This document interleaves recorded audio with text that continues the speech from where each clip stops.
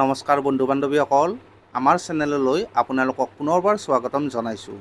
অসমৰ চৰকাৰী কৰ্মচাৰী আৰু বিশেষকৈ শিক্ষকসকলৰ বাবে আহিছে এক ডাঙৰ খবৰ। অসম চৰকাৰৰ জেনেৰেল এডমিনিষ্ট্ৰেশ্যন ডিপাৰ্টমেণ্ট অৰ্থাৎ সাধাৰণ প্ৰশাসন বিভাগৰ পৰা লোকপিয়ল 2027 সন্দৰ্ভত এক অত্যন্ত গুৰুত্বপূৰ্ণ নিৰ্দেশনা জাৰি কৰা হৈছে। ইয়াতে স্ক্ৰীনত আপোনালোকে অসম চৰকাৰৰ জেনেৰেল এডমিনিষ্ট্ৰেশ্যন ডিপাৰ্টমেণ্টৰ ফালৰ পৰা প্ৰকাশ কৰা নিৰ্দেশনা পত্ৰখন স্পষ্টকৈ দেখা পাইছে। দৰাচলতে এই অৰ্ডাৰটো প্ৰেৰণ কৰা হৈছে স্কুল এডুকেশ্যন ডিপাৰ্টমেণ্টৰ কমিশ্যনাৰ এণ্ড ছেক্ৰেটৰীলৈ। আৰু এই অৰ্ডাৰটোৰ বিষয়বস্তু হৈছে imposing restrictions on transfer of census functionaries appointed for census 2027।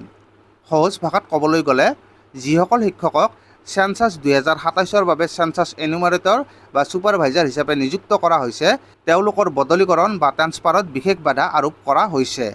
ইয়াতে এই অৰ্ডাৰ কপিখনত যিখিনি কথা উল্লেখ কৰা হৈছে সেই কথাখিনি মই আপোনালোকক সহজ ভাষাত বুজাই দিবলৈ চেষ্টা কৰিছোঁ।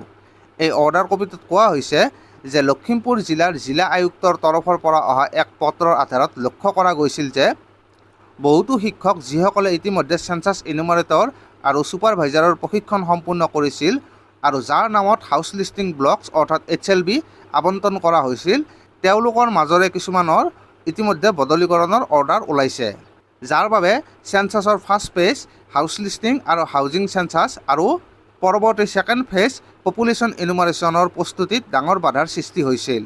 সেইবাবে কেন্দ্ৰীয় চৰকাৰ আৰু অসম চৰকাৰৰ নিৰ্দেশনা অনুসৰি এতিয়া স্পষ্ট কৰি দিয়া হৈছে যে লোকপিয়ল 2027ৰ কাম কাজ সুচাৰুৰূপে আৰু কোনো ধৰণৰ ব্যাঘাত নোহোৱাকৈ সম্পন্ন কৰিবলৈ লোকপিয়লৰ কাম শেষ নোহোৱা পৰ্যন্ত এই কৰ্মচাৰী অথবা শিক্ষকসকলক কোনো স্থানলৈ বদলি কৰিব নোৱাৰিব। গতিকে যদিহে আপুনি বা আপোনাৰ চিনাকি কোনো চৰকাৰী শিক্ষক লোকপিয়ল 2027ৰ দায়িত্বত আছে, তেন্তে লোকপিয়লৰ কাম সম্পূৰ্ণ নোহোৱালৈকে তেওঁলোকৰ বদলিৰ প্ৰক্ৰিয়া বন্ধ থাকিব। এই গুৰুত্বপূৰ্ণ তথ্যটো আপোনাৰ শিক্ষক বন্ধু বান্ধৱী আৰু সহকৰ্মীসকলৰ সৈতে নিশ্চিতভাৱে শ্বেয়াৰ কৰিব।